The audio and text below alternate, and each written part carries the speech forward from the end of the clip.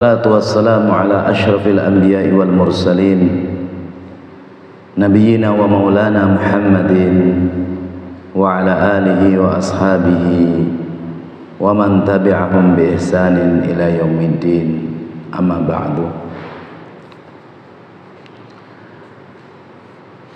Pertama, marilah kita panjatkan kehadirat Allah Subhanahu wa ta'ala yang telah memberikan kepada kita kenikmatan yang banyak,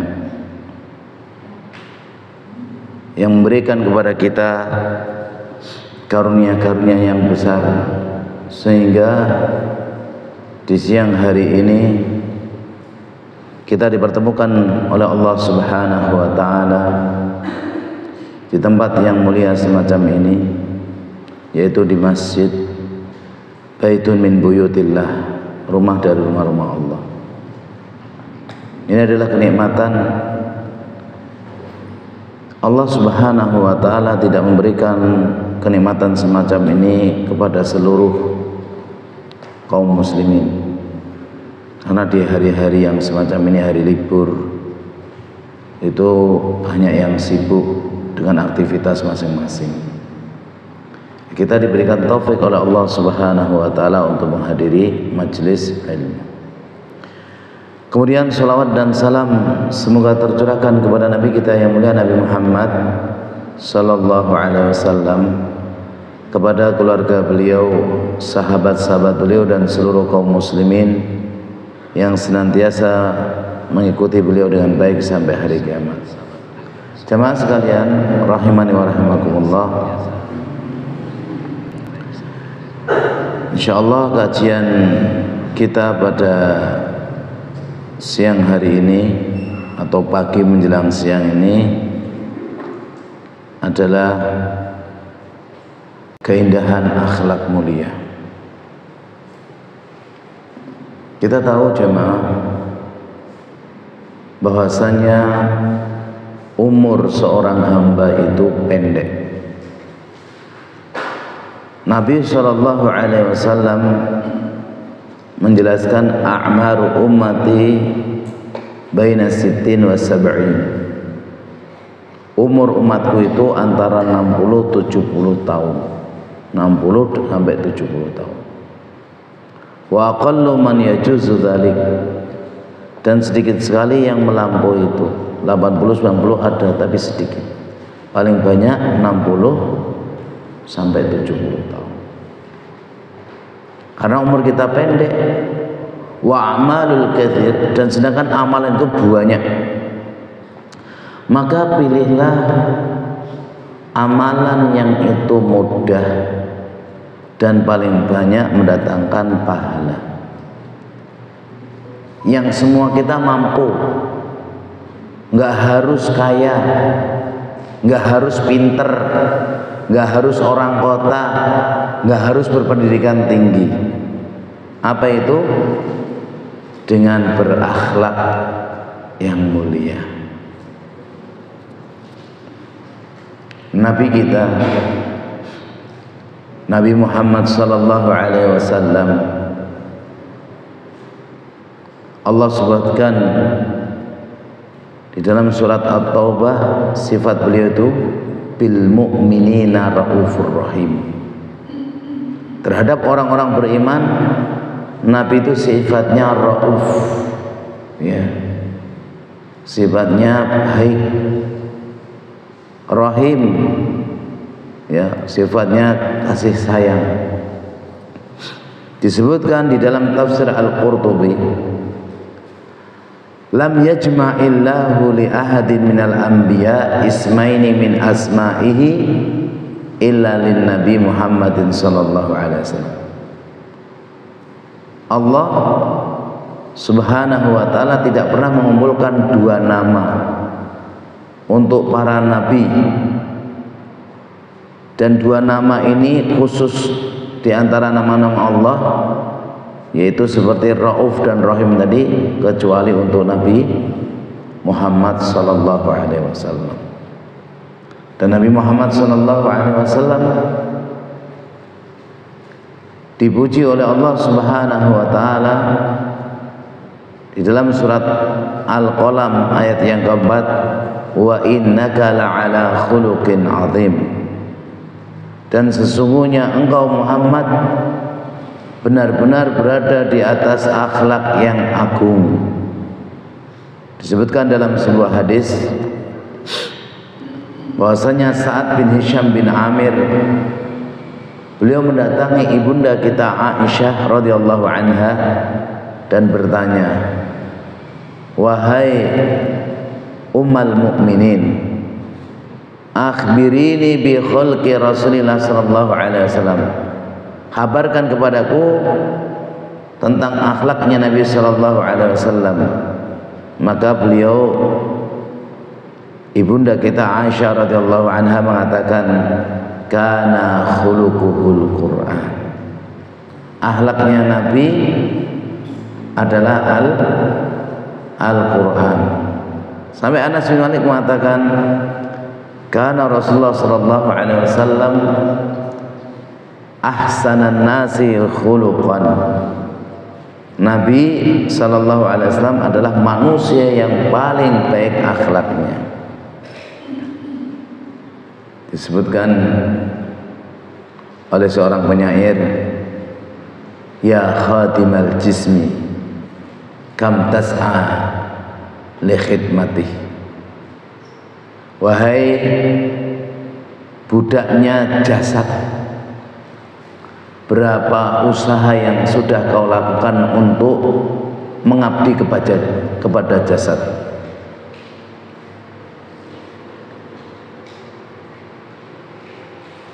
Ibta'taka nafsak fima fihi khusran. Sedangkan jiwamu itu lelah, ya, dan padanya ada kerugian. Aqbil ala ruhi wastaqbil fadailaha fa inna birruhi la bil jismi insan. Terimalah ruh untuk menyempurnakan keutamanya, karena orang itu kalau ruhnya bagus, akhlaknya bagus, walaupun nggak ada jasadnya tetap disebut orang. Berbeda dengan orang yang punya jasad, tapi kalau ruhnya jelek, maka dia seperti binatang. Ya, oleh karena itu jemaah rahimani wa rahimakumullah, kajian kita hari ini tentang akhlak yang mulia. Kita akan menyebutkan keutamaan akhlak mulia dan bagaimana kita bisa mendapatkannya. Yang pertama jemaah rahimani wa rahimakumullah,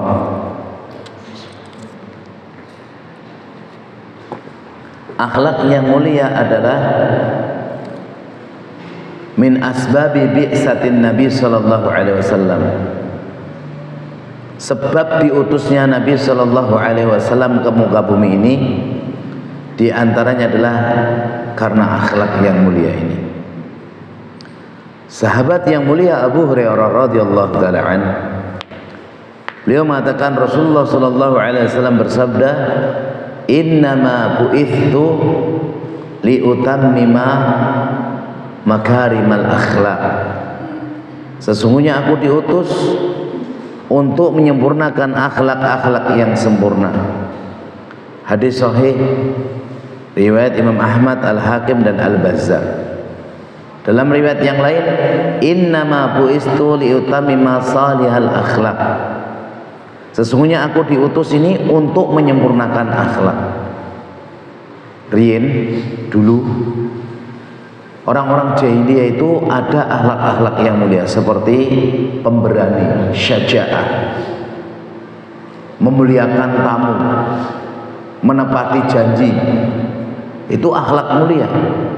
Kemudian datangnya Islam, Nabi diutus menyempurnakan akhlak-akhlak yang tadi, ya, dan juga akhlak-akhlak yang keliru diluruskan. Ini tugas utama Nabi. Berarti kalau Nabi terakhir, Nabi Muhammad SAW, tugas utamanya adalah masalah akidah dan akhlak. Berarti akhlak ini adalah hal yang sangat urgent, sangat penting di dalam syariat ini. Jadi jangan sampai kita ini mengesampingkan akhlak, karena di antara sebab Nabi diutus karena untuk menyempurnakan akhlak yang mulia. Kalau orang dulu yang nggak tahu agama itu memiliki beberapa akhlak yang bagus, ya, seperti tadi menepati janji, memuliakan tamu, memberani. Lalu bagaimana dengan orang yang dia lahir sudah dalam kondisi muslim? Harusnya juga dia bagus, bahkan lebih bagus akhlaknya. Yang kedua jemaah, bahwasanya akhlak yang mulia itu kaitan dengan akidah itu erat sekali.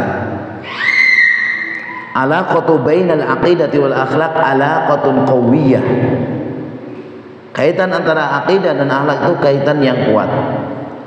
Kalau orang itu akidahnya benar lurus, maka akhlaknya bagus. Kalau mengatakan akidahnya lurus, akidahnya benar, akhlaknya jelek, berarti masih masalah, nggak mungkin. Karena akidah yang benar, akidah yang lurus akan melahirkan akhlak yang mulia. Dari sahabat Abu Hurairah juga, bahwasanya Rasulullah SAW bersabda, akmalul mu'minina imanan ahsanuhum khuluqa. Orang mukmin yang paling sempurna imannya adalah yang paling bagus akhlaknya. Wa khairukum linisaikum, dan sebaik-baik kalian adalah yang terbaik kepada istri-istri kalian.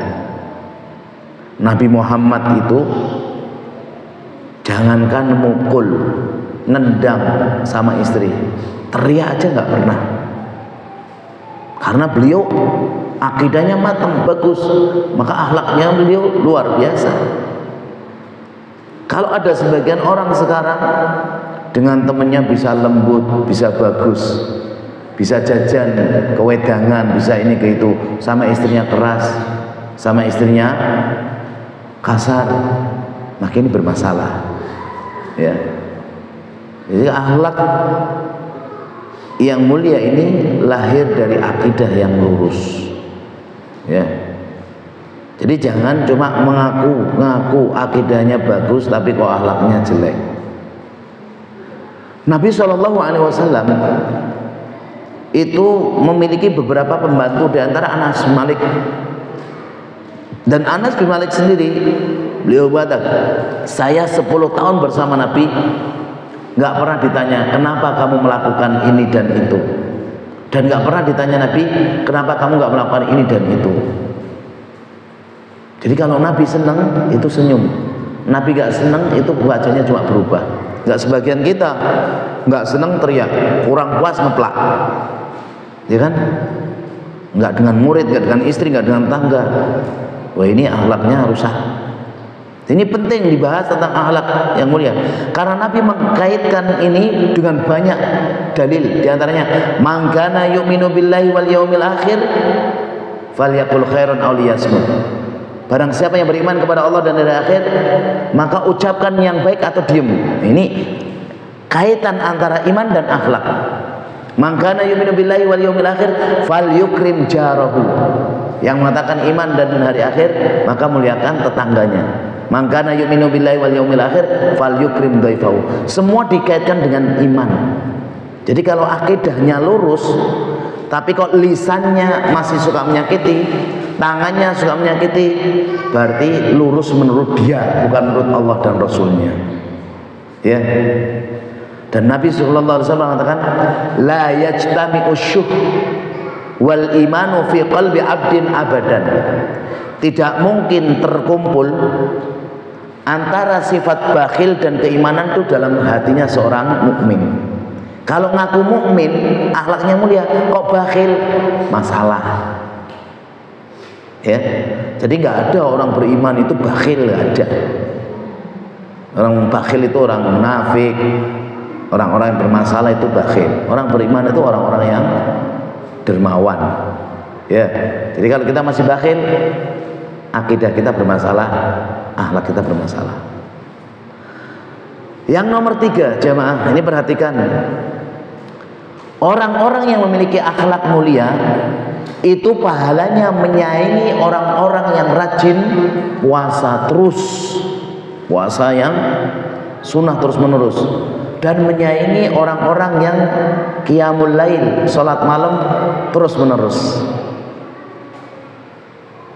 Dan ini perlu dipahami, diulang-ulang dan disampaikan kepada masyarakat. Dari ibunda kita Aisyah radhiyallahu anha, beliau mengatakan, sami'tu Rasulullah sallallahu alaihi wasallam yaqul, saya mendengar Rasulullah sallallahu alaihi wasallam bersabda, innal mu'mina la yudriku bi husni khuluqihi darajatas shaim al-qaim. Sesungguhnya seorang mukmin itu bisa menyaingi ya akhlak yang mulianya tadi pada orang yang suka sholat, suka puasa terus, suka sholat terus. Ada si A, B, C. Si A ini jarang sholat malam, jarang puasa sunnah, tapi sama tetangga akhlaknya bagus, lisannya tidak suka nyakiti, ya, tangannya nggak suka nyakiti. Si B itu sholat malam terus, kalau sholat habis isya sampai subuh, habis isya sampai subuh, tapi kalau ngomong menyakitkan. Tetangganya punya kendaraan paling nyolong, paling rampok, ya. Tetangganya miskin, iya kere, nggak gelem sholat, iya susah, nyakiti terus. Jadi tetangganya baik atau tidak diomong. Atau yang si C, dia itu puasa terus, tapi juga suka nyakiti, ya. Andaikan si A tadi sekedar akhlak yang baik, si B, si C itu rajin sholat, rajin puasa tanpa menyakiti, si A ini dengan akhlak yang mulia bisa menyaingi si B sama si C. Apalagi si B, si C tadi kekurangan dengan akhlak yang jelek, ya. Jadi akhlak yang mulia itu bisa mengalahkan derajatnya orang yang ahli saum, orang yang ahli qiyamul lail. Ini hadis sahih diriwayatkan Imam Abu Dawud. Di riwayat Imam Tirmidzi disebutkan, ma min syai'in yudau fil mizan asqalu min husnil khuluq. Tidak ada sesuatu yang diletakkan dalam timbangan itu lebih berat daripada akhlak yang mulia. Wa inna sahiba husnil khuluq la yablughu bihi darajata sahibis shaumi was shalah. Dan orang yang akhlaknya mulia itu bisa mengalahkan derajatnya orang yang ahli puasa dan ahli sholat. Nah, jangan sampai kita ini menganggap remeh akhlak yang mulia. Karena contoh kita, teladan kita Nabi Muhammad itu akhlaknya luar biasa. Sampai musuh itu semua sepakat tentang mulianya akhlak Nabi. Pernah Nabi kumpulkan orang di Bukit Sofa, sudah kumpul semua, bapak-bapak, ibu-ibu, masyarakat Quraisy. Kalau saya kabarkan ini dan itu, ada pasukan yang menyerang kalian, kalian percaya? Ya Muhammad, sejak kamu lahir sampai sekarang nggak pernah bohong. Sepakat orang kafir itu, Nabi itu akhlaknya mulia. Itu aja dimusuhi, itu aja dijelekan, dikatakan ini itu. Lah kita akhlaknya masih banyak nggak mulia, tapi pengennya ngomong orang langsung dengerin, ya kan? Siapa kita? Ya, itu yang ketiga jemaah. Yang keempat, orang yang akhlaknya mulia itu akan menambah umur, baik menambah jumlahnya atau menambah keberkahannya.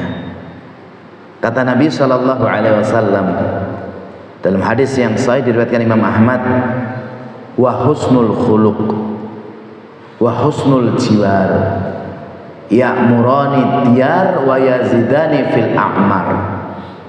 Akhlak yang baik, bertetangga yang baik, keduanya ini akan menjadikan rumah kita ini makmur dan menambahkan panjang umur. Pengen panjang umur, akhlaknya mulia. Ya, tapi jangan dipahami pasti gitu. Bukan, ini panjang umur ini bisa panjang jumlahnya, bisa keberkahannya. Tapi kebanyakan orang-orang baik kok matinya cepat. Ya, kebanyakan juga orang baik matinya lama. Sama kan? Kalau ada orang baik meninggalnya cepat karena Allah pingin dia ini nggak berbuat jelek dan nanti masuk surga. Ada orang baik kok umurnya panjang karena Allah ingin kebaikannya itu nyebar. Seperti para ulama-ulama, para nabi yang umurnya panjang. Ya, Nabi Muhammad memang 63, tapi ada nabi yang 90, yang 100, bahkan ada 1000 lebih. Para ulama juga ada yang umurnya 100 lebih. Anas bin Malik umurnya pinten? Anas 120, anaknya 100. Ya, anaknya 100, istri 4, umurnya panjang. Dan Nabi mengatakan, orang yang terbaik itu yang bagaimana Nabi? Man tala umruhu wa hasuna ya amaluhu. Orang yang panjang umurnya, baik akhlaknya. Tapi panjangnya juga nggak panjang banget. Ya tadi 60 70 sedikit yang lebih daripada itu. Ya. Jadi akhlak mulia ini bisa nambah umur, nambah secara hakiki atau nambah keberkahan. Bedanya apa? Nambah hakiki sama keberkahan. Kalau keberkahan itu meskipun bertambah cuma setahun, tapi dalam setahun itu bisa ibadahnya tambah bagus, bisa nuntut ilmu, nambah hafalan, nambah amal zikir, nambah ziarah, silaturahim dan yang lainnya. Itu namanya berkah ya, berkah dalam masalah umur. Nomor 5. Ya, sebelum masuk nomor 5 coba tanya lagi. Nomor 1 tadi apa? Sebab diutusnya Nabi. Yang kedua,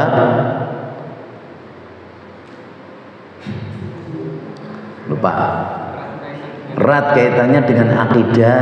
Yang ketiga, bisa mengalahkan ahli puasa dan ahli sholat. Yang keempat, menambah umur, karena nanti kalau panjang lewat lupa. Yang kelima, innallaha ta'ala wa rasulahu yuhibbuh. Allah subhanahu wa ta'ala dan rasulnya itu mencintai akhlak yang mulia. Semua kita akan mengatakan kita cinta Allah, cinta Rasul, tapi belum tentu Allah dan Rasulnya cinta kita. Tapi kalau kita melakukan amalan ini berakhlak mulia, maka Allah dan Rasulnya akan mencintai kita. Perhatikan di dalam hadis yang diriwayatkan Imam Tirmidzi, innallaha ta'ala thayyibun yuhibbut thayyibah. Sesungguhnya Allah itu zat yang baik, mencintai yang baik. Nadzifun yuhibbun nadzafah. Allah itu zat yang maha bersih, mencintai kebersihan. Karimun yuhibbul karam. Zat yang maha mulia, mencintai kemuliaan. Jawadun yuhibbul jud. Dermawan, zat yang maha dermawan, mencintai kedermawan. Di dalam hadis yang lain diriwayatkan Imam Hakim, disahihkan oleh Syalbani dalam Sahihah, innallaha karimun yuhibbul karam wa ma'aliyal akhlak. Allah itu zat yang maha mulia, mencintai kemuliaan dan akhlak-akhlak yang tinggi. Wa yubghidu sifsafaha, dan Allah membenci akhlak-akhlak yang rendah. Mereka dulu para sahabat tanya kepada Nabi, man ahabbu ibadallah ilallah, ya Rasul, manusia yang paling dicintai Allah itu siapa ya? Kata beliau, ahsanuhum akhlaq, yang paling baik akhlaknya. Ya, jadi bukan yang paling banyak hartanya, bukan yang paling tinggi jabatannya, bukan, ya, tapi yang paling bagus akhlaknya. Fakullama kana al-mar'u ahsanu khuluqan kana aqrabu ila Allahi majlisan yaumal qiyamah. Nanti ya, orang yang semakin baik maka semakin dekat nanti tempat duduknya dengan Nabi sallallahu alaihi wasallam nanti pada hari kiamat, ya. Kemudian yang keenam jemaah, akhlak yang mulia ini yang menyebabkan ya beratnya timbangan seorang mukmin. Yang paling berat timbangan itu diantaranya adalah akhlak yang mulia. Nanti pada hari kiamat niku enten setelah kiamat di alam akhirat enten apa? Alam barzakh. Alam barzakh itu kuburan. Setelah kiamat ditiupkan sangkakala ada yaumul ba's, hari kebangkitan. Seluruh manusia dari zaman Nabi Adam sampai manusia akhir zaman dibangkitkan. Apa yang dibangkitkan? Dari adnabul dzam, dari tulang ekor yang kecil itu dihujani dari air dari langit, airnya seperti mani kental, kemudian ditumbuhkan kutuk semuanya di satu tempat padang mahsyar yang warnanya putih bersih, tidak ada kotoran dan tidak ada gunung, tidak ada lembah, semua rata. Dari situ yaumul ba's dibangkitkan. Setelah bangkit digiring ke padang mahsyar. Di padang mahsyar itu nunggu lama.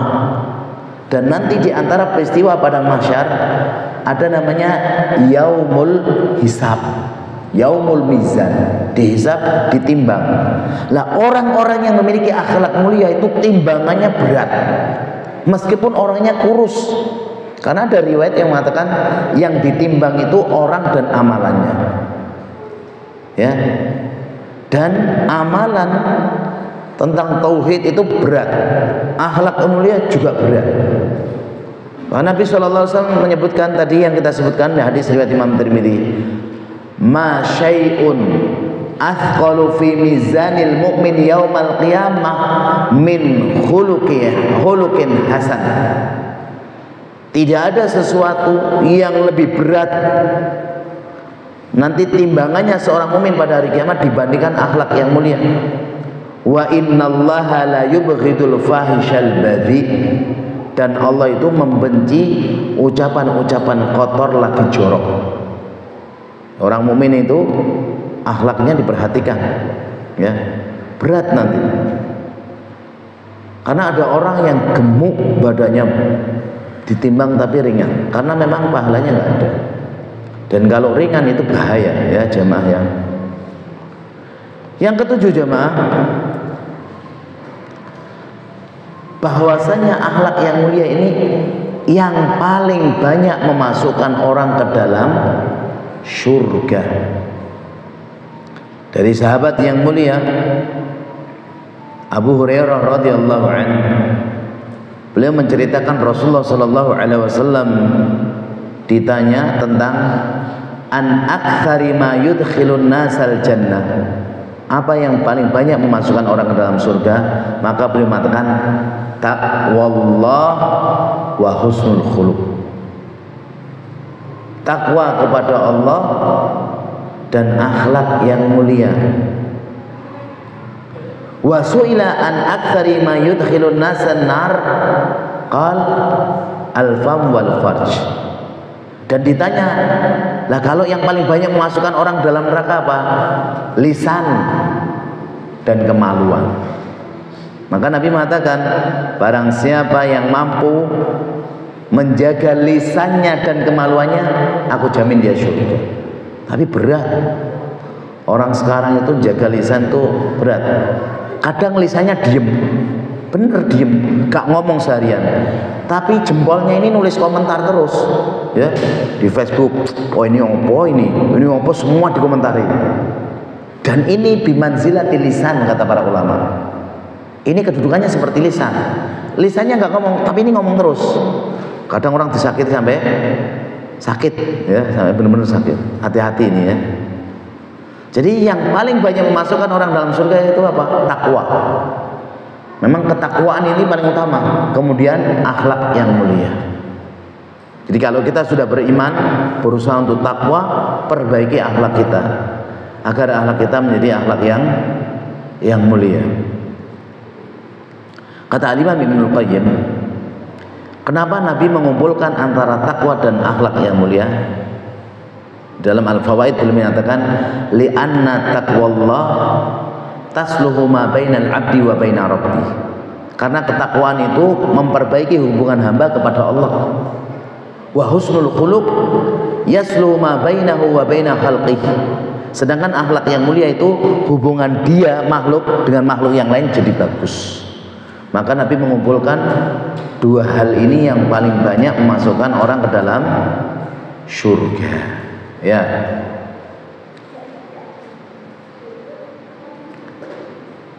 Yang ke-8, ternyata akhlak yang mulia itu menyebabkan orang itu diharamkan masuk neraka. Akhlaknya bagus, amalnya biasa, dan dia dengan akhlak yang mulia tadi akan diharamkan masuk neraka. Perhatikan hadis yang hasan diriwayatkan Imam Tirmidzi dan juga Imam Ahmad. Ala ukhbirukum biman yuhramu 'alan nar. Maukah aku kabarkan kepada kalian orang-orang yang diharamkan masuk api neraka? Wa biman tuhramu 'alain naru, dan diharamkan nar itu membakar dirinya. Siapa ya Rasulullah? Kata beliau, ala kulli qaribin hayyinin sahlin. Orang-orang yang itu dekat, orang itu yang gampangan, yang mudahan, orang supel, bukan orang-orang yang bengis, gampang bergaul, gampang nyapa, gampang kenal. Itu ya. Bahkan Nabi SAW mendoakan orang-orang yang akhlaknya mulia itu, rahimallahu rajulan samhan idza ba'a, samhan idza ishtara, samhan idza qada, atau idza qada. Semoga Allah merahmati orang itu yang gampangan kalau menjual, gampangan kalau membeli barang, gampangan kalau bayar utang. Ya. Di beberapa kitab dijelaskan oleh para ulama. Jadi kalau kita misalnya lagi sebagai penjual, ya, kita penjual, kita jualan, ada orang-orang kelihatan butuh barang kita dan kelihatannya nggak mampu. Harganya misalnya 100, dia kayaknya punya uang cuma 60-70. Pak, ini kita enten diskon nih, ini lagi murah umumnya, ini harganya cuma 60. Dia beli, dia seneng. Padahal harganya 100, kita turunkan. Ini namanya samhan, gampang jual. Atau kita punya barang, mobil, motor, kita mau jual ke orang lain, tetangga itu senang dengan motor kita. Tapi kalau kita jual 10 juta nggak mampu, dia punya uang cuma 8,5 atau 9 juta. Ini sebenarnya memang 10 juta mas, cuma saya pengen jual sama sampean 8 atau 9, nggak mampu. 9 ada uang, senang, kasih. Demikian juga kalau membeli. Kalau kita lagi di pasar atau lagi di jalan lihat ada orang jualan, kita tahu dia orang tua atau dia nggak laku-laku barangnya. Sebenarnya kita nggak terlalu butuh, kita boleh, Bu atau Mbah niki pinten regine. Oh regine segini gini. Kita beli banyak, nanti kita kasihkan tetangga-tetangga kita. Ini samhan. Atau misalnya dijual harganya minta nih 100, ini barangnya bagus loh, ini sebenarnya 100 lebih nih, udah saya kasih 150 aja ya, jadi sudah nggak saya kembalikan, pergi. Ini bagus. Demikian kalau nyaur utang. Kalau kita bilang utangnya nyaur, ini sekarang bulan apa? Ini sekarang bulan Februari, kita bilang bulan Desember, ternyata punya uang bulan Maret, kasih. Jangan kebolak-balik ya. Itu didoakan oleh Rasul, semoga Allah merahmati. Dan itu yang dia lakukan semacam ini nanti akan dijauhkan dari api neraka. Dan ternyata disebutkan para ulama ini termasuk sedekah sirri. Sedekah sirri yang paling bagus itu jual beli tanpa disadari penjual atau pembeli. Seperti juga kalau nyaur utang, jenengan utang 1 juta dikembalikan 2 juta boleh, kembalikan 20 juta juga boleh. Tapi kalau jenengan ada perjanjian awal 1 juta kembalikan 1,1 juta, 100-nya riba, gitu ya. Jadi kalau Nabi itu utang kepada seorang dikembalikan dengan yang terbaik, ditambahi, dan mengatakan rahimallahu ra'an samhan idabtado. Semoga Allah merahmati orang yang dia gampang kalau dalam bayar utang. Jangan kebalikan ya. Kalau jual beli, pas kita lagi jual ada temennya butuh, sampai narambi duit rasa tuku, masih banyak pembelian, nyakiti. Atau lagi beli juga sama, ada orang ini, bu pinten 100 mas, 150 modalnya mau tenang salah mas, modalnya pinten 70, wis tak kei 70, ya modalnya mas, sampai nangis. Nggak boleh juga. Atau nyarutang ya, nyarutang bilangnya besok kan luas mas, besok juga besok lagi. Ada orang yang modelnya ngemplang, kalau hutang melas, kalau nyarutang males. Ini bukan ikhwan, bukan akhwat. Ini nggak tahu ini genderuwo apa ini. Bahaya ini ya, hati-hati. Yang kesembilan jemaah, orang-orang yang akhlak yang mulia, selain dia masuk surga, diharamkan masuk neraka, dia nanti dekat duduknya dengan Nabi. Aqrabun nasi bin Nabi fil jannah. Orang yang paling dekat nanti duduknya dengan Nabi di surga itu orang-orang yang akhlaknya mulia. Dari sahabat Jabir bin Abdullah, bahwasanya Rasulullah SAW bersabda, "Inna min ahabbikum ilayya." Sesungguhnya orang yang paling aku cintai di antara kalian, wa aqrabukum minni majlisan yaumal qiyamah, dan yang paling dekat duduknya nanti denganku pada hari kiamat, ahasinakum akhlaqo, yang paling bagus akhlaknya. Jadi ada orang yang ahli puasa, ahli sholat, ahli ibadah-ibadah yang lain, ahli faraid, ahli nawafil, ini kalah dengan orang yang ahli akhlak yang mulia. Karena Nabi mengatakan seperti ini, dekat sekali. Ya, kalau duduknya dekat dengan Nabi berarti apa? Di surga Firdaus, surga yang paling tinggi, yang paling tengah, bersama para nabi, para siddiqin, syuhada dan sholihin. Ya, makanya jangan sampai kita ini nggak pakai modal, senyum aja susah. Ke sana kemari terkenal dengan orang yang berwajah kecut, wes keringatnya kecut, wajahnya kecut, ya nggak boleh ya. Yang ke-10 jamaah rahimani wa rahimakumullah, Nabi SAW menjamin orang yang akhlaknya mulia dengan surga yang tertinggi. Anan Nabi sallallahu alaihi wasallam za'imun li sahibil akhlaqil fadilah bi baitin fi a'lal jannah. Ya. Dari sahabat Abu Umamah, beliau mengatakan Rasulullah sallallahu alaihi wasallam bersabda, ini semuanya akhlak mulia. Perhatikan, yang pertama, ana za'imun bi baitin fi rabatil jannah liman tarakal mira wa in kana muhiqqan. Kata Nabi, aku jamin orang itu dapat istana di pinggiran surga bagi yang meninggalkan debat, jidal, eker-ekeran, meskipun dia benar. Pertama, wa bi baitin fi wasatil jannah liman tarakal kadzib wa in kana mazihan. Dan aku jamin dia dapat istana di tengah-tengah surga bagi siapa yang meninggalkan dusta meskipun sedang canda, lagi guyonan, nggak boleh bohong. Dan Nabi mengatakan, wa bi baitin fi a'lal jannah liman hasuna khuluquhu. Dan aku jamin dia dapat surga yang paling tinggi bagi yang akhlaknya paling mulia. Enak gak ini? Semuanya bisa? Insya Allah bisa. Ya, insya Allah bisa. Surga niku derajat jemaah. Allah mengatakan likullin darajatin mimma amilu. Semua itu ada derajatnya terhadap apa yang mereka amalkan. Nah, surga ada berapa derajat? Surga itu ada 8 pintu, ada 100 derajat. Satu derajatnya itu ya sejauh bumi dan langit. Jadi bumi dan langit terus.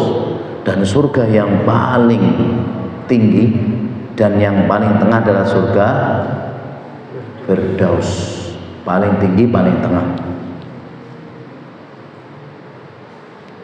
Maka disebutkan di dalam hadis riwayat Al-Bazzar, innakum la tas'un nasa bi amwalikum. Jenengan itu semua nggak bisa menjadikan orang itu senang dengan kita, meskipun kita ngasih harta terus tiap hari. Bikin dia senang, bikin dia manut, nggak bisa. Bikin mereka puas nggak akan bisa. Jadi kalau kita punya tetangga ya, kita datang jadi tetangga baru. Hari ini suka ngasih 50-50, besok kita tingkatkan 100-100, besok tingkatkan gini. Suatu ketika kan kita mungkin uangnya habis, atau kita sama. Suatu ketika cuma 200 itu sampai bertahan beberapa hari. Ngei orang muda, padahal suka ngasih loh. Mesti akan udah coba kan, ngei kurang atau seket mas. Padahal ada orang lain ngasih nggak ada. Tapi harta kita kasihkan ke orang itu nggak akan bisa bikin orang puas. Walakin yasa'u minkum bashtul wajhi wa husnul khuluq. Akan tapi yang bikin puas orang lain itu apa? Dengan wajah yang sumringah, akhlak yang baik, orang itu puas. Meskipun kita nggak pernah ngasih. Monggo Bu, monggo Pak, assalamualaikum, wassalam. Ajeng pundi Pak, ajeng itu. Dengan kayak gini orang cukup. Buktikan aja.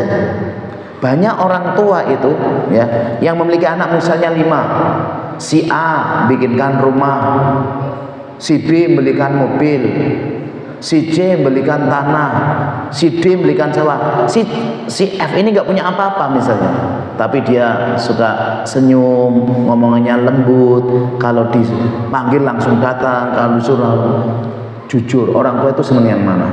Kalau si A, B, C, D, E tadi ternyata ngomong, Bu, wis kayak mobil numpak ora iso. Wah, Bu, kayak omah orang nyenengke, omahnya gitu. Tetap orang tua seneng yang mana? Husnul khuluq, ya. Itu sudah menjadi tabiat kita. Kita sendiri punya teman itu sering traktir, tapi kalau ngomong nyakitin, plak, mau ganti traktir. Tapi teman yang lain nggak pernah traktir. Memang dia nggak punya, cuma ucapannya hati-hati, ya perbuatannya bagus, tetap akan disenangi. Nah, ini benar ya, kita nggak akan bisa bikin orang itu puas dengan harta-harta kita, tapi akan puas dengan akhlak kita.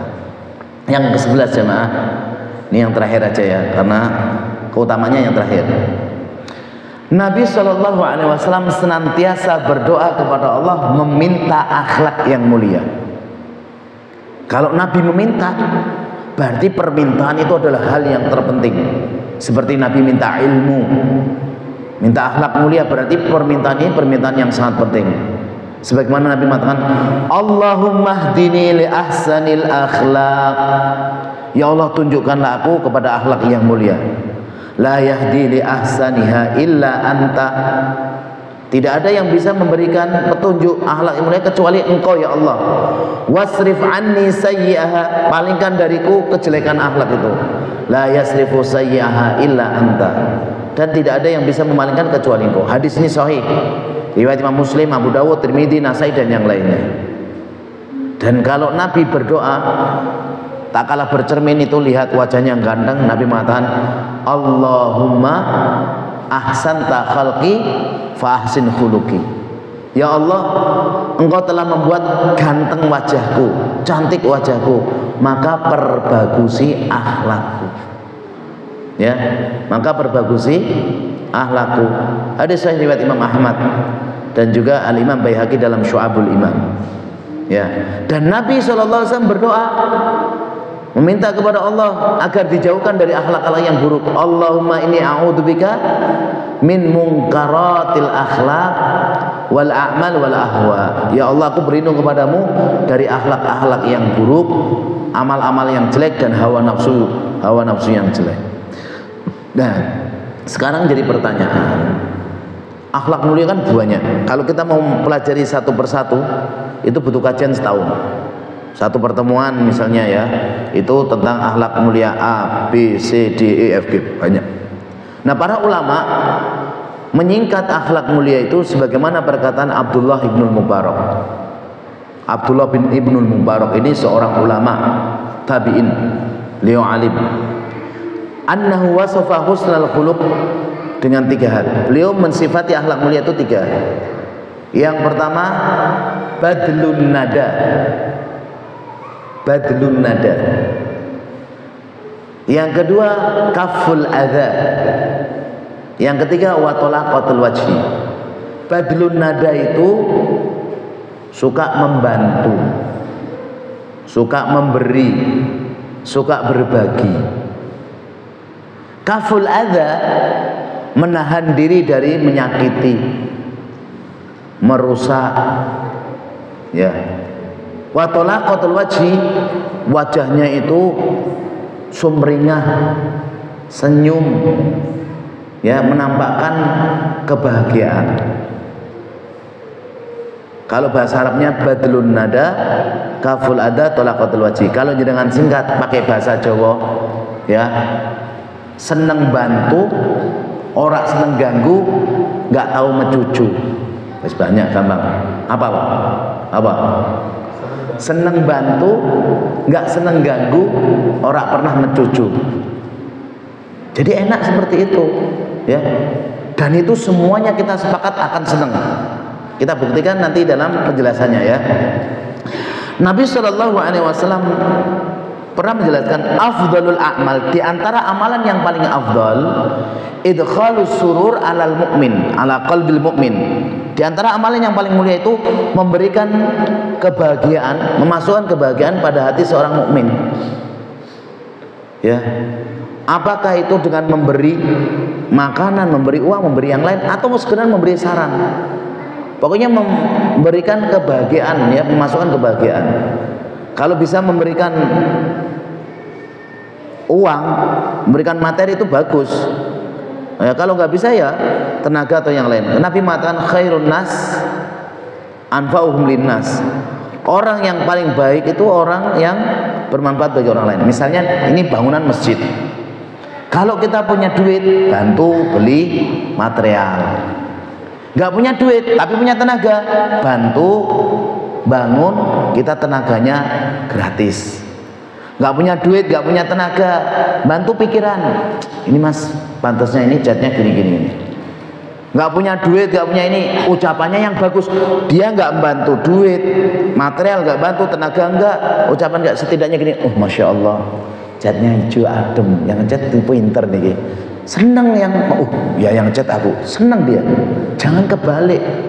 Sudah nggak membantu tenaga, nggak membantu materi, nggak membantu lagi. Catnya kok hijau, serak nyeni. Wah, ini orang-orang ada yang lisannya itu nggak bisa jaga. Harusnya dia bantu, dia ngasih. Dan ini diantara akhlak mulia yang pertama, ya. Yang kedua, kaful adza. Kaful adza itu kita mencegah tangan kita, lisan kita dari menyakiti. Dan ternyata benar kata Nabi Shallallahu Alaihi Wasallam, ya, inna aktsara khataya ibni adam kana fil lisan. Kebanyakan kesalahan kita itu di lisan. Dan lisan itu didahulukan oleh Nabi Shallallahu Alaihi Wasallam. Al muslimu man salimal muslimuna min lisani wa yadi. Muslim sejati, muslim yang lain itu selamat dari lisan dan tangannya. Kenapa lisan dulu baru tangan? Karena lisan itu meskipun kita nggak deket, jarak jauh itu bisa menyakiti. Kalau tangan harus deket. Nah kalau tadi jempol tadi itu bimanzilati lisan, kedudukannya juga sama lisan. Maka hati-hati, ya. Kalau nggak bisa kita bantu, jangan sampai ganggu, ya. Dan ini banyak dilakukan oleh orang-orang yang tidak perhatian dengan akhlak yang mulia. Dan kalau dia bisa bantu, kemudian nggak ganggu, ini luar biasa. Ini ibu-ibu ada nggak? Banyak.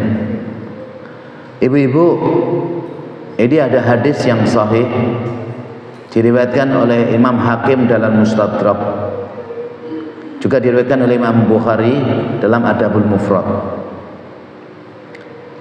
Ada ditanyakan kepada Rasulullah SAW, ya Rasulullah, inna fulana tusallil lail wa tasumun nahar. Ya Rasulullah, ada ibu-ibu atau mbak-mbak rajin sholat malam, rajin puasa di siang hari. Jadi sholat malamnya kalau kita mungkin kan setengah jam, 1 jam, dia bisa sholat habis isya sampai menjelang sahur. Kuat, sholat malamnya luar biasa. Puasanya mungkin kita kan 3 hari tiap bulan atau Senin Kamis, dia kuat. Puasa Nabi Daud bagus, sholatnya bagus, puasanya. Wa fi lisaniha syai'un, tapi lisannya ini pedes, lebih pedes daripada lombok. Tu'dhi jironaha, suka nyakiti tetangganya. Tetangganya pakai baju bagus, dibilang bajunya apik, wonge elek. Wah, kayak gitu. Pakai baju jelek, wong ayu-ayu, bajunya rak gadusi, omong elek lagi. Sudah orangnya jelek pakai baju jelek, oh pantas wong elek pakai baju elek, Mas. Orang cantik pakai baju bagus, iya ayu, paling bajunya bojone paling ya korupsi. Wes omongannya itu nyakitin terus. Ditanyakan pada Nabi, ini gimana Nabi? Ini wanitanya Masya Allah sholat malamnya jos, puasanya sudah nggak diragukan. Lah gimana? Nabi matan, la khaira fiha, nggak ada kebaikan buat dia. Sholatnya puasanya nggak berguna. Hiya finnar, sudah Nabi mengatakan dia nanti dalam neraka. Lisan ini nggak dijaga, ngeri ini jamaah. Makanya kalau ada orang ngaji lama kok nggak berkembang akhlaknya, itu aja aneh. Kalau ada ikhwan lama, akhwat lama, lah kalau ketemu yang lain la salam wala kalam kal ghanam, nggak mau salam, nggak mau negur, seperti kambing. Kambing aja masih negur, ini enggak, oh gitu. Ini apa ini? Akhlaknya nggak tercermin dalam pengajian dia. Jadi ngaji itu bukan banyak sedikitnya jamaah. Ngaji itu bukan rame sepinya, bukan jauh dekatnya. Perubahan kita berubah apa enggak? Jadi kalau orang itu ngajinya bener, bermanfaat bagi dirinya, ya semakin takut pada Allah, semakin baik kepada manusia, semakin lembut hatinya. Kalau ada orang berbuat jelek kepada dia, terserah. Dan disebutkan oleh para ulama, akhlak itu ada 3 tingkatan levelnya. Kalau ada orang berbuat baik kepada kita dan kita ini berbuat baik, inilah level paling bawah. Ya. Ada level atasnya, kalau ada orang nggak berbuat baik dengan kita berbuat baik dengan dia, ini level tengah. Tapi kalau ada orang nyakitin kita, memfitnah kita, ngambil barang kita, malah kita berbuat baik, ini level tertinggi, ini yang berat. Maka dikatakan orang yang menyambung silaturahim itu, kalau ada keluarga kita memutus silaturahim, kita datangi, itu namanya nyambung. Tapi kalau dia nggak nyakitin, nggak memutus, kita datang, namanya bukan nyambung, ini silaturahim aja. Bisa dipahami nih? Kan ada orang model-model kan, kalau ada orang ngasih jenengan buku, ngasih makanan, jenengan besok ngasih, itu namanya takafu, ya saling memberi, sama. Tapi kalau ada orang ngambil motor jenengan, Pak sini, motornya tuh tadi belum ada STNK-nya, ini sama STNK sama nggak apa-apa, bingung dia. Saya di rumah masih ada 2 Pak, kalau ini kurang bagus nanti ke rumah ya, nggak ada. Kalau ngambil itu nggak ada. Intinya tapi ada orang-orang yang kita berbuat baik, ya. Dan ini dilatih jemaah. Dan ini dibuktikan sama Nabi. Nabi itu pernah hutang kepada orang, ditarik dari belakang. Mana Nabi? Mana hutangnya? Nabi pelan-pelan aja, nggak marah. Sampai Umar aja nggak tega, ingin menggal gitu. Ya. Nabi bilang jangan, kasih dia uang yang dia butuhkan. Ditarik-tarik itu seperti itu. Saya ingatkan jamaah semuanya ya, Nabi itu secara fisik sempurna dari ujung rambut sampai ujung kaki, itu sepakat, bisa dilihat dalam Syamil Muhammadiyah. Nabi itu secara akhlak juga sempurna. Meskipun Nabi sempurna dalam fisik dan akhlak, tetap dikatakan penyair, penyihir, orang gila, ini dan itu, didustakan. Nah kalau kita secara fisik kurang, secara akhlak juga kurang, jangan sampai kita merasa kita apa-apa harus langsung diterima, tidak bisa. Ya, wong Nabi yang hebat aja tidak bisa, apalagi kita. Yang ketiga jemaah tadi kan kaful ada, badlun ada, kaful ada sama tolaqatul wajhi. wajahnya sumringah. Meskipun kita punya masalah banyak di rumah, jangan bawa ke masjid. Punya masalah di kantor, jangan bawa ke rumah. Ini kekeliruan kita ini. Di mana-mana dibawa masalah, keliru. Kalau masalah di rumah, selesaikan di rumah. Masalah di kantor, selesaikan di kantor. Masalah dengan masyarakat, selesaikan di masyarakat. Jadi kayak orang itu melihat kita itu orang nggak ada beban gitu. Jangan kebolak-balik ya. Di rumah, ngapa bi? Ngapa ya? Konco-koncoku gini. Nanti di kantor gimana? Bojoku kok ini. Nah, ini kapan kayak gini rampungnya? Ya, itu nggak akan selesai. Dan Nabi SAW mengatakan, tabassumuka fi wajhi akhika laka shadaqah. Senyummu buat sahabatmu, buat temanmu itu sedekah, selama tidak terjadi fitnah. Nah, kalau ada fitnah misalnya, sini yang belum nikah siapa? Udah nikah mas? Nah, kalau misalnya terjadi fitnah dengan senyum, akhwatnya jalan langsung jatuh geluk-geluk ya nggak usah.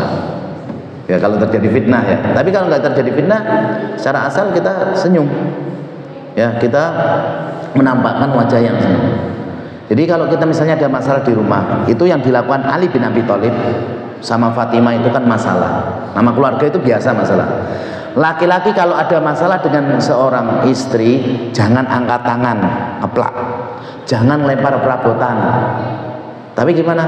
Tinggalkan ke masjid, ke majelis ilmu, dengerin kajian. Tenang, pulang lagi. Itu yang dilakukan Ali. Dan ini saya melakukan sekali dua kali. Ada masalah di rumah, wis metosek lah. Ke masjid ngaji Quran, dapat berapa juz, tenang artinya pulang. Nah kalau jenengan keluarnya tempatnya nggak bener, wah bahaya. Habisin duit, akhlaknya rusak. Ya, ini perhatikan. Kita punya teman-teman itu macam-macam. Ada teman-teman kita itu kendaraannya jelek, rumah belum punya, kerjaan serabutan, tapi orangnya senyum, enjoy, tenang. Ada orang kerjanya sudah tetap, rumah sudah punya, disokong orang tua, tapi wajahnya kecut terus. Ini menampakkan keburukan, tidak boleh. Berarti dia tidak mengamalkan ayat wa amma bi ni'mati rabbika fahaddits. Adapun nikmat Rabbmu itu tampakkan dalam madhar, dalam ya bentuknya kita ini ditampakkan. Ya supaya kita bisa talaqatul wajhi apa? Kalau ketemu salaman. Kata Nabi sallallahu alaihi wasallam, "Ma min muslimaini yaltaqiyani fayatasafan." Tidak ada dua orang mukmin dengan mukminah. Enggak boleh ya. Ini mukmin dengan mukmin, muslim dengan muslim, atau muslim dengan muslim, mukmin dengan mukmin. Muslimah dengan muslimah. Ketemu salaman. Illa ghufira lahu ma qabla an yatafarraqa. Maka akan diampuni sebelum dia pisah. Jangan habis salaman tadi di sini 1 jam itu didoakan malaikat, ya Allah ampuni fulan, ampuni fulan, ampuni fulan, sampai nanti kita pisah. Berhenti malaikat doakan. Enak enggak itu? Enak. Salaman ya. Dan ini termasuk sunnah. Ya, sunnah yang sekarang orang malah males untuk salaman seperti itu. Maka dikatakan, diriwayatkan dari Ibnu Umar radhiyallahu anhuma bahwasanya beliau pernah bersenandung, bunayya innal birra syai'un hayyin wajhu taliqin wa lisanun layyin.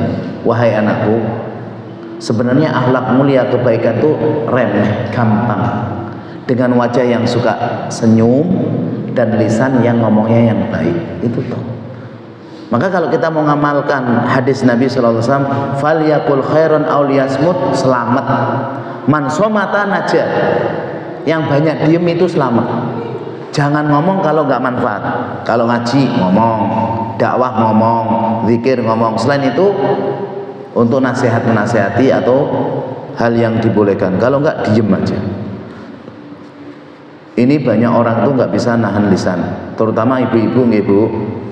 Hati-hati, karena yang paling banyak dosanya, yang paling banyak masuk neraka nanti kalangan para wanita.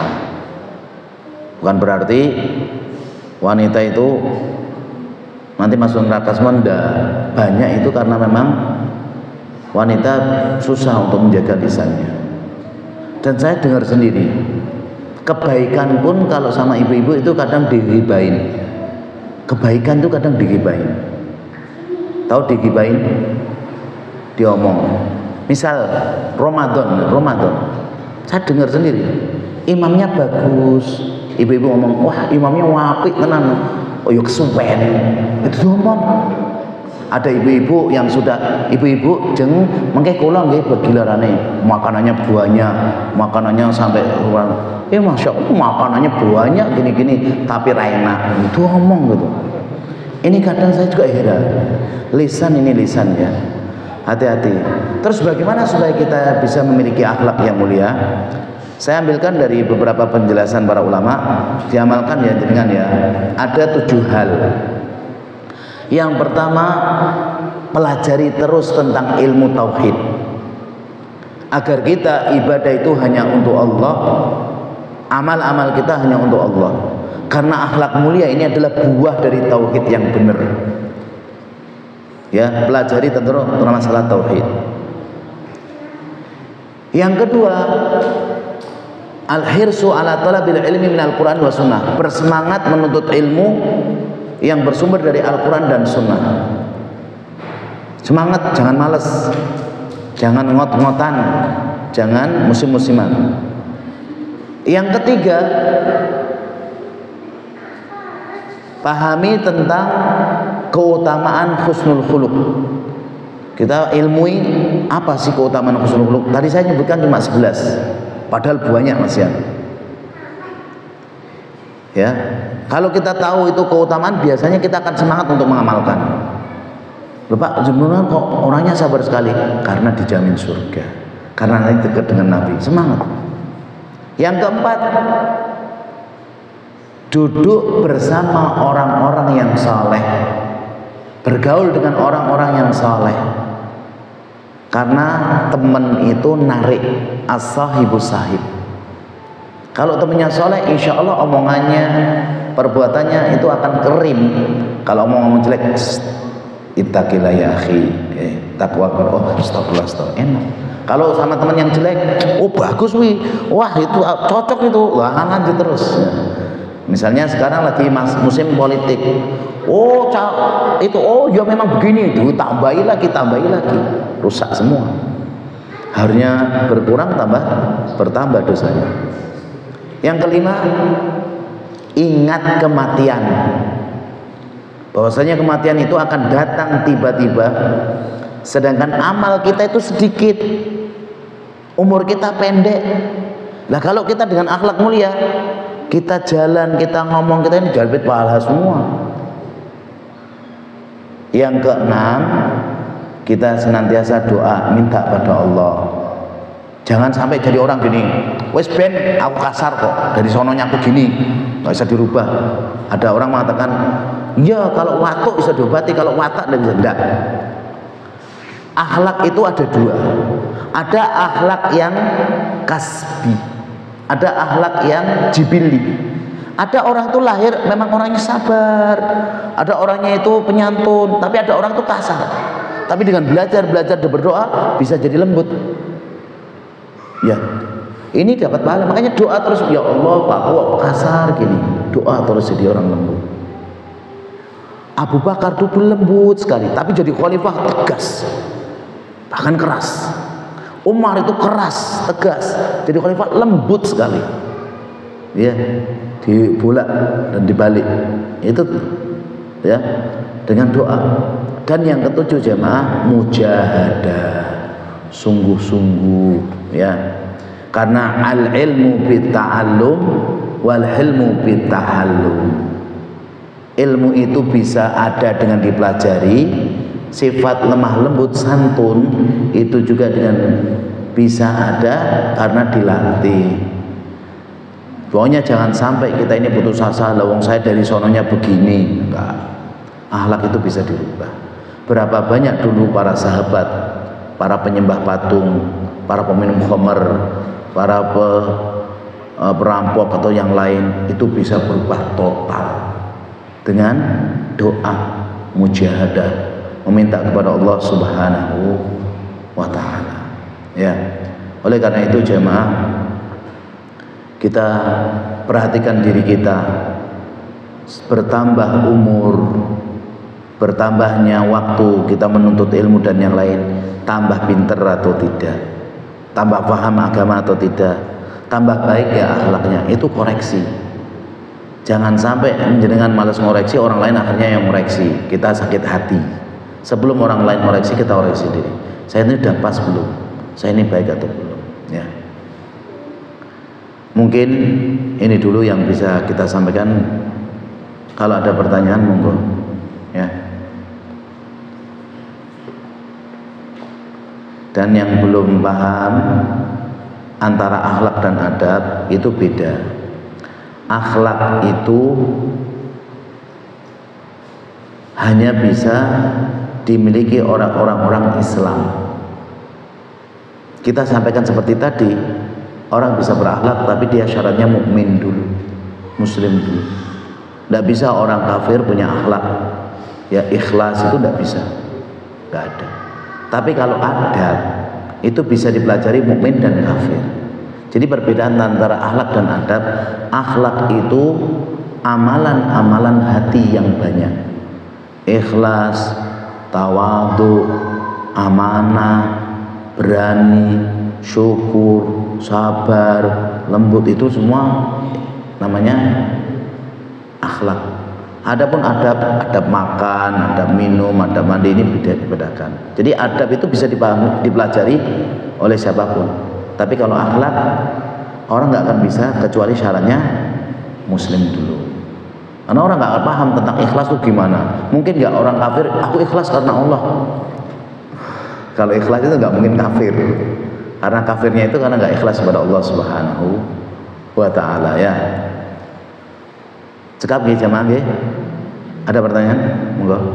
Apa Ustaz, pernah ada sebuah pertanyaan begini, misalkan ini seorang jokol gitu, atau suami saja, lebih baik mana punya istri yang awam tapi manut dengan istri yang sudah ngaji tapi ngeyel?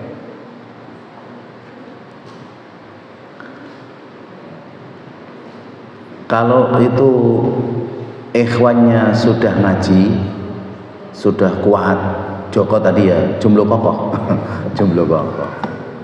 Ya kalau dia paham terhadap dirinya dan yakin dengan yang awam tadi mau diajak ngaji, karena ada orang itu awam, dia bukan orang yang menolak kebaikan, dia masih belum melakukan amalan soleh karena memang keawaman dia. Dia belum pakai jilbab karena ternyata nggak tahu, setelah tahu dia langsung pakai jilbab. Dia masih boncengan dengan tetangga lawan jenis karena dia belum tahu, setelah tahu dia meninggalkan. Ini orang awamnya orang yang baik, ini jauh lebih baik.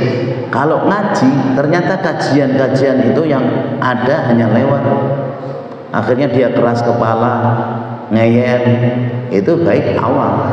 Ini kalau Imam Ahmad kalau ditanya seperti itu, kamu milih mana, wanita yang cantik ya tapi masih awam, atau yang jelek tapi ngaji? Kalau Imam Ahmad milih yang cantik, tak ajari kata itu Imam Ahmad. Tapi yang terbaik juga ya cari yang sudah ngaji, yang tidak ngeyelah. Karena saya merasakan sendiri ya, punya istri satu pondok, satu alma mater, dan punya latar belakang bersama. Jadi gampang jalan itu segampang. Jadi orang baru kenal itu kayak orang kenal lama. Tapi sebagian teman-teman kita itu dapat orang awam mengiranya dia orang yang baik. Dan ini perhatikan yang belum nikah. Orang itu kalau belum nikah masih pacaran atau tahap-tahap kenalan itu biasanya yang terlihat baik semua. Masya Allah, dia rajin, dia wangi, dia bersih, dia. Setelah nikah, males, mampu, beler, wah semuanya keluar. Ini bahaya. Lah terus bagaimana? Makanya kita melakukan sesuatu yang sesuai dengan syar'i. Kita ta'aruf itu kenalan lewat orang. Mungkin orang tua kita dengan orang tua dia, mungkin saudara kita dengan saudara dia. Ya terus ya, setelah itu nanti jangan proses pacaran. Pacaran itu tipuan. Seperti paslon-paslon ini ya, ini banyak dia pencitraan, kita nggak tahu kebenarannya. Makanya kalau sana mau milih siapa ya saya nggak tahu, nggak kenal. Orang itu akan kenal orang lain kalau pergi bersama, safar jauh. Atau yang kedua ada masalah bareng. Atau yang ketiga masalah uang, baru orang ketahuan. Jadi kan itu kalau kayak gini belum kenal banget. Tapi kalau pernah pergi bareng ke luar negeri, safar, umroh, haji bareng atau kemana bareng, atau ada masalah dengan jenengan saling difitnah, atau masalah pinjam duit, kok baik terus, berarti memang asli orang baik. Sama keluarga juga gitu, ya wanita juga gitu. Nanti kalau dia sudah nikah bareng, sudah ada masalah ini, berarti memang baik. Kalau enggak, jadi kalau saya sendiri ya awam tadi yang manut, tapi bukan gon, bukan persangkaan, tapi benar-benar baik ya, daripada yang ngaji ngeyel. Tapi mudah-mudahan ya kita yang belum nikah, ya antum yang belum nikah dapat yang ngaji yang manut. Tapi sudah dijanjikan oleh Allah, orang baik dapat yang baik, orang jelek dapat yang jelek. Kalau ada baik dapat jelek, ujian. Nabi Nuh dapat istri, diuji. Fir'aun dapat istri, istrinya diuji. Ya, Nabi siapa lagi? Lut diuji. Tapi secara umum Nabi yang jumlahnya 124.000, Rasul 315 itu istrinya solehah semua, kecuali yang disebutkan tadi sebagai pelajaran buat kita. Para pak kiai, pak ustadz istrinya lebih banyak bagus. Ya, kalau ada istrinya nggak baik ya 1-2. Tapi preman istrinya soleh ya ada 1-2. Ya, istrinya diuji. Tinggal jenengan mau diuji atau yang menguji. Ya, mau nambah lagi tuh.